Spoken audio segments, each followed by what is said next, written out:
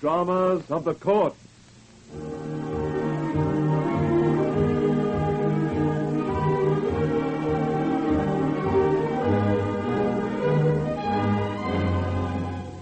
We present the dramatic story of our court, where daily the unbiased administration of justice is dealt to rich and poor alike. These dramatizations in fictionized form are typical of the human interest dramas that daily crowd our courts. Tonight, an alibi that went wrong.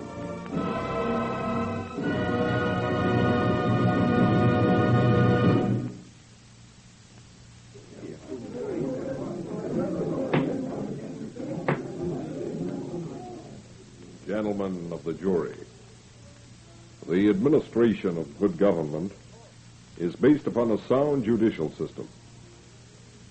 In considering the case before you, weigh carefully all the evidence and be convinced beyond all reasonable doubt of the guilt or innocence of the accused before delivering your verdict. The People versus Charles Wilmore. The jury's been out a couple of hours now, and Charlie's not looking as happy about it as he might. There's no question of acquittal. It's just a matter of whether their verdict's going to be manslaughter or murder. What they decide is going to make a big difference to Charlie, of course, but not to me. Whichever way it goes, Charlie's going to be out of circulation for a long, long time. And that's all that counts as far as I'm concerned. You see, I'm the cop who put him in the dock. My part of the job's just about over now. So I can afford to relax and think back. Piecing the story together, it all began one evening about a year ago in the Kit Kat Club, where Charlie was having a quiet drink. Well, having a drink, anyway. The Kit Kat was a cabaret of sorts, which meant it had a floor show of sorts. Usually Charlie wasn't what you'd call an avid fan of the terpsichorean art, but this night it was different. And as soon as the music was over...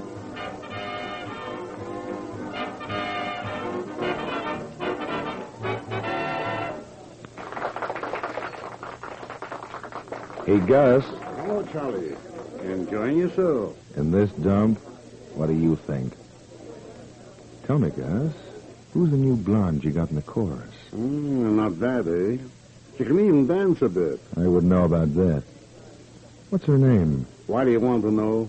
I just want to know, that's all. Eva Courtney. When she's changed, tell her to come over here and I'll stand her a drink. Maybe she won't want to come. Tell her I said so. Maybe she won't want to come all the more. Listen to me. All right, take it easy, Charlie. I was only joking. I didn't know you were interested in blondes. I'm not. But, I see. Just this special one, eh? Yeah. Got a strictly business proposition to put to her, I suppose, huh? That's right. That's not a very original line, Charlie, but I'll tell her anyway.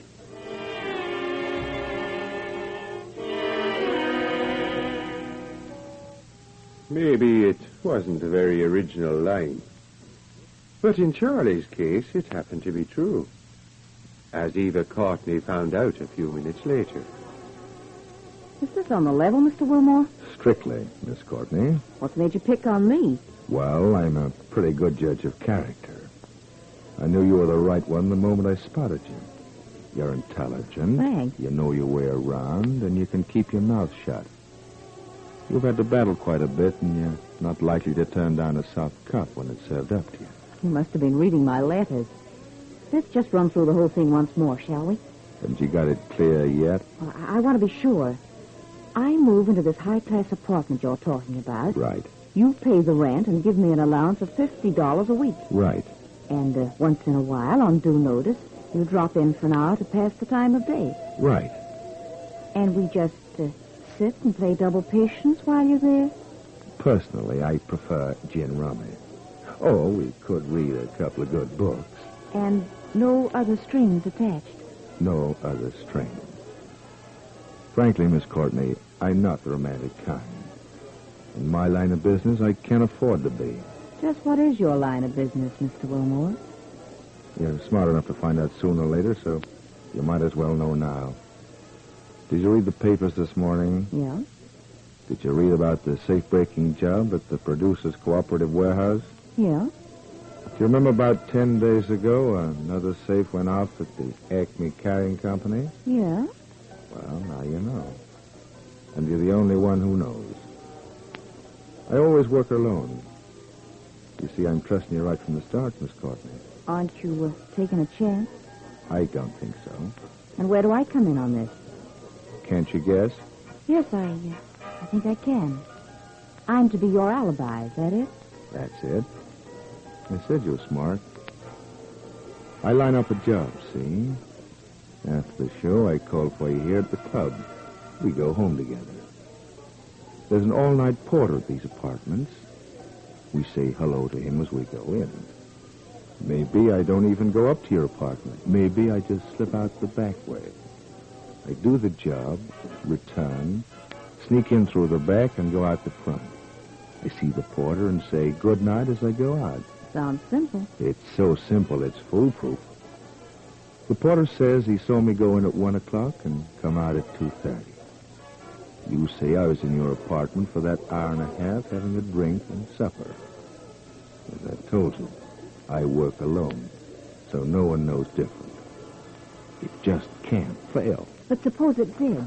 I'd be in a spot with the police, wouldn't I? For a free apartment and $50 a week, it's worth the chance, isn't it? There's another thing, too. You realize, of course, what people are going to think. Do you care about that? Not particularly. Then, what's the odds? As you say. What's the odds? Then you'll do it? Why not? Good. Shake, partner.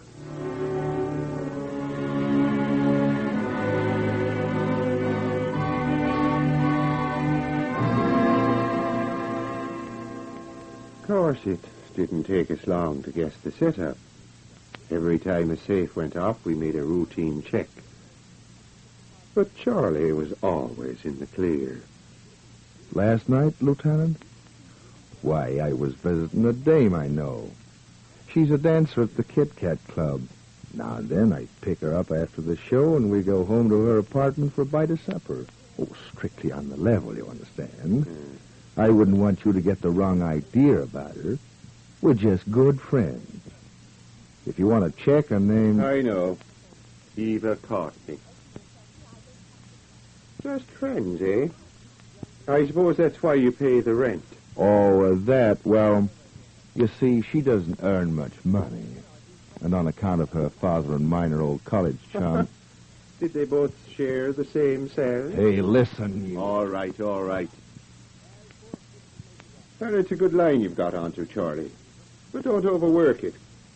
It might backfire on you one of these days. I don't know what you're talking about. Think it over. So long, Charlie.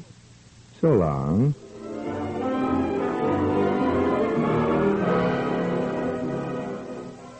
Well, that's the way it went on for 6 months or more. We were morally certain what the setup was, but we couldn't prove a thing. And it might have still been going on now, only something happened. A young fellow by the name of Andy Summers strayed by mistake into the Kit Kat Club one night, saw Eva Courtney dancing, and fell head over heels in love with her on the spot. And to complicate things further, Eva fell for him, too. Well, you can guess what happened next. It's no good, Charlie. I can't go on. What do you mean? It's Andy. What about him? We're in love with each other. Well, that's all right with me. Your private life's your own, so long as it doesn't interfere with business. But don't you understand? Everyone thinks that you and I... Oh, I get it. He's jealous of me, is that it? Well, he doesn't know about you yet, but he's bound to find out sooner or later. He's already a bit puzzled how a girl in my position can run to an apartment like mine, And it won't be long before he's asking awkward questions. All right. Let him ask. You don't have to explain. That's just it. You see, he wants to marry me. What? And I want to marry him, too. You're kidding. No, this is the real thing, Charlie. Andy's all I've ever dreamed of. This is my one chance to get away from the kind of life I've always known. And I'm not going to miss it. What's he do? What's his job? He's a garage mechanic. Has he got any money? Not a cent. And you mean to say you're prepared to give up all this? Your apartment, your allowance, your job? I told you, Charlie, I love them. You can't do it either. What about me? I'm sorry, but my mind's made up. Listen, honey. Everything's been strictly business between us, but I've treated you pretty right, haven't I? Of course you have. Then I'm asking you, as a friend, to stick by me just a little longer. I got 2 or 3 jobs lined up in the next couple of months. The biggest I've ever tackled. I've been organizing them for some while. Now, if I can pull them off, I'm set for life. Without you, I wouldn't have a chance. Please, Eva, just a little while more.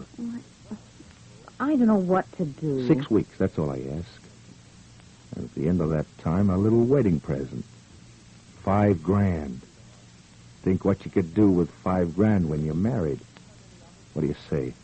Well, Even if he does start asking questions, you can stall him off for 6 weeks. It's worth trying, isn't it? All right, Charlie. I'll do it.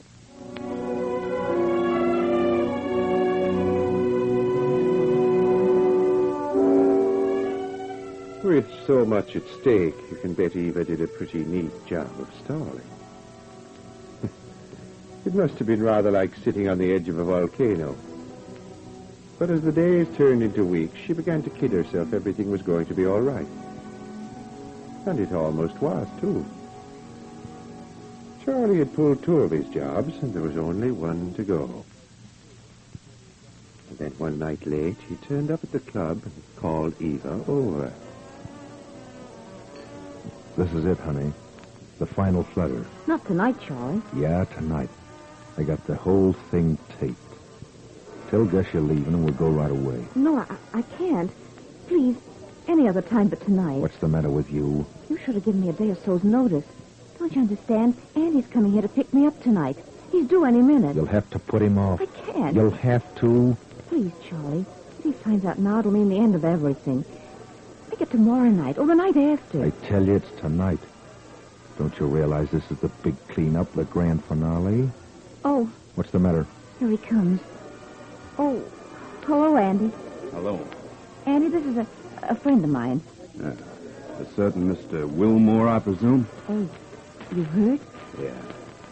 I've heard quite a lot. Only I didn't believe it till now. Hey, just a minute, pal. You've got Eva all wrong. Have I? We're just friends, that's all. Well, of course, Andy. You don't think... I don't think anything.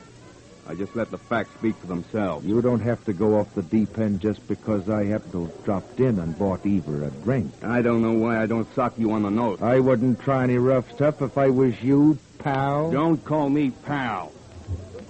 Eva, I'm going home now. You coming? Well, Eva's staying here with me. Please try to understand, Andy. I understand, all right. Good night. And goodbye. Andy! Let him go, honey.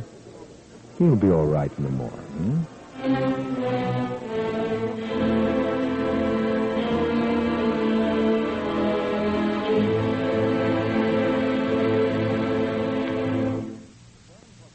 We'll return in just a moment to continue our story. But first, a word from our announcer. We resume our story, An Alibi That Went Wrong.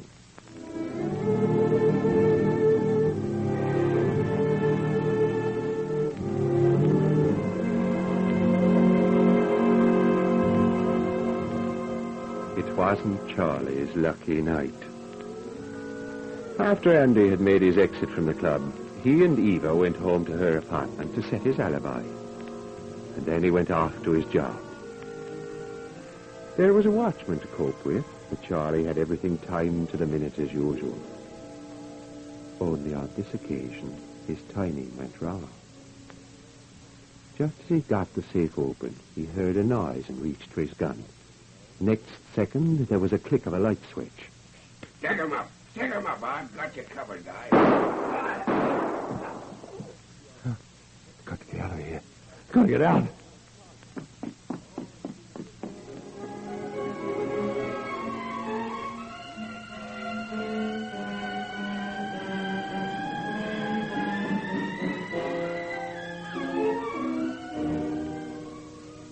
The old man was dead when we got there. Now, safe breaking's one thing, and murder's another. We'd suspected Charlie of earlier jobs, but we'd never been able to prove anything. This time, it was different. You think it was Charlie Wilmore, Lieutenant? I'm certain of it. Well, I sent out a general alarm. He shouldn't be hard to pick up. Yes, I suppose you'd better. But no, wait. Charlie's too shrewd to try to run for it. He'll be there when we want him. With his alibi, I'll bet. Yes, that's the whole point. We'd be wasting our time trying to take him in. We've got to break that alibi of his first, or we haven't got a chance. That's not going to be easy. No, but it's got to be done. You take charge here. I'll see you back at the station later, perhaps. Where you going, Lieutenant? To have a talk with a woman named Eva Courtney. You'll get nothing out of her. Maybe not, but there's no rule against trying.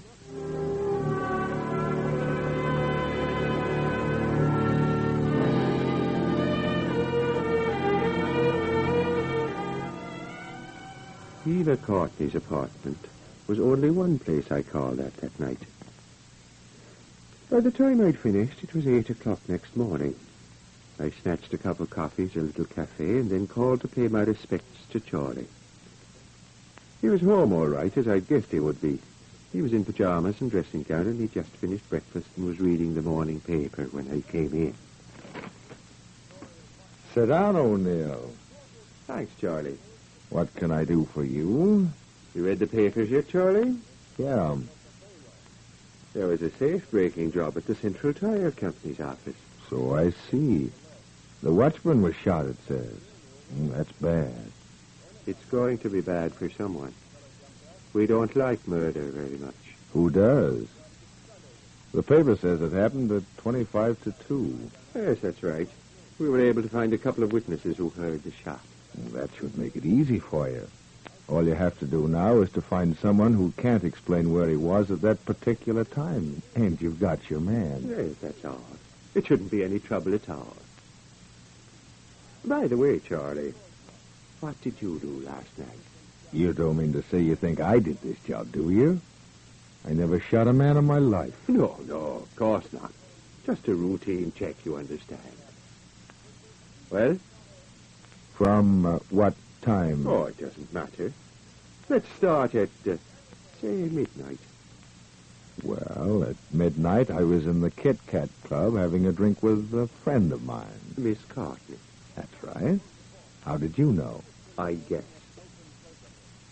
And afterwards? Gus, that's the fellow who runs the club, said she could go early, so we left together about 12:30.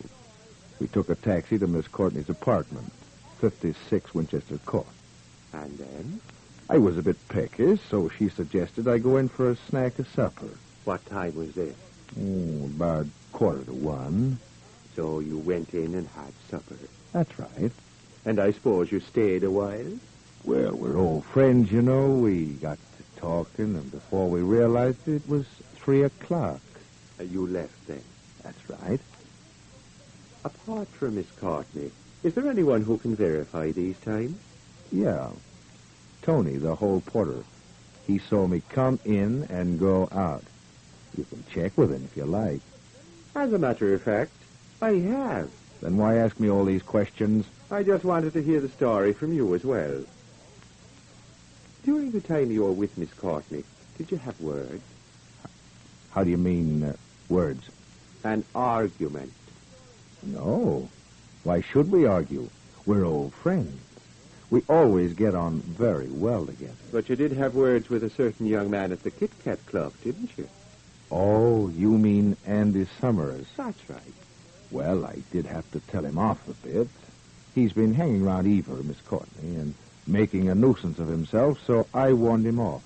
There was nothing to it, really. I just told him to beat it, and he did.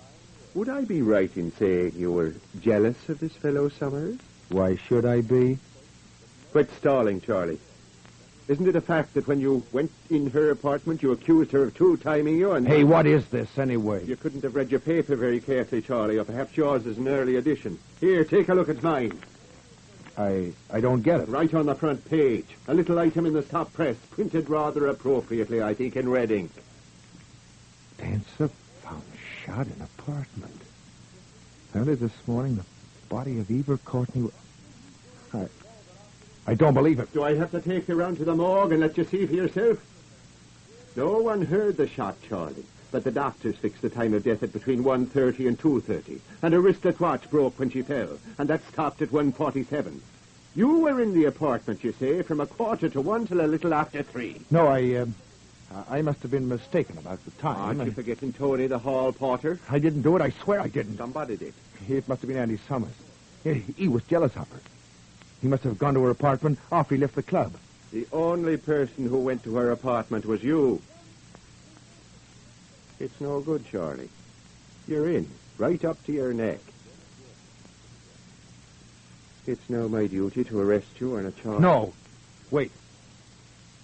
Well? Give me time. Give me time to think. I'll give you just 10 seconds. And don't try to do anything else but think, because I've a gun and it's loaded.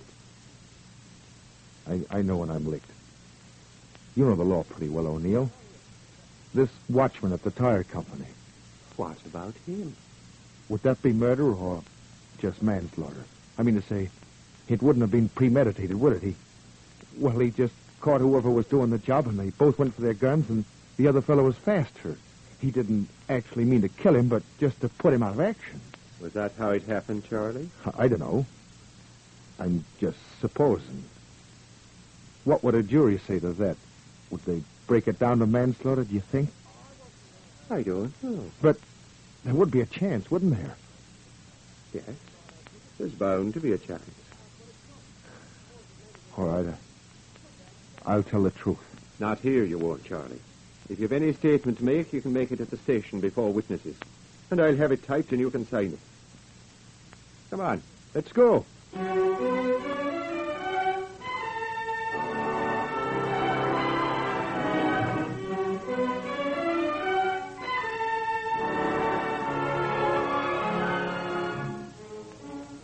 At the station, Charlie spilled the whole works.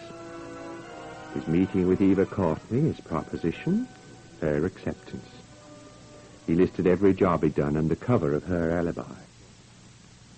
And he told us all about the previous night's affair in the tire company. I didn't mean to kill him. I give him a word of honor. I never killed anyone before. I've never even used a gun before. But it was all so sudden, and I suppose I lost my head. Even after I'd got away, I still thought I'd only wounded him. And it wasn't until I read the newspaper this morning I realized he was dead. Is that all, Charlie? Yes, I don't think I can say anything else. I don't think you have to. There you are, Lieutenant. Thanks. Sign here, Charlie. Yeah, of course.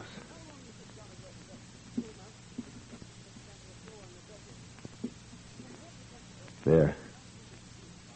Good. You do believe I wasn't in Eva Courtney's apartment at any time last night, don't you? Of course I believe you. Then what about this fella Summers? What about him? Well, it must have been him. They'd had a quarrel, you see. It couldn't have been anyone else. Aren't you going to arrest him? That won't be necessary. You mean you got him already? No, I mean there's nothing he could be charged with. I don't get it. There was no shooting in Eva Courtney's apartment last night, Charlie. She's as alive as you and I are. Yeah, but the report in the paper only. That's the beauty of having friends among the gentlemen of the press. Only one copy of the Clarion carried that stop press item. By special request, it was set up and printed for me.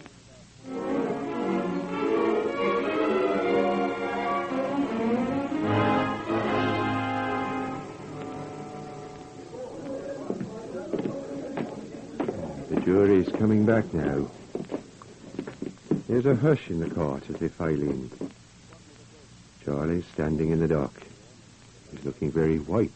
The foreman's standing now, reading from a little bit of paper. We find the prisoner, Charles Wilmore, not guilty of murder, but guilty of manslaughter. Well, I'll be darned. Charlie's gone and fainted.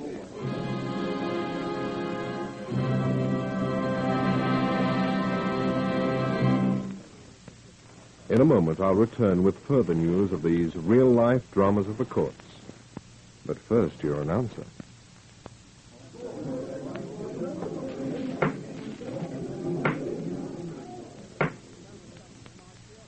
The court is adjourned until next week. Be listening next week, same time, same station, when we present another real-life story in Dramas of the Court.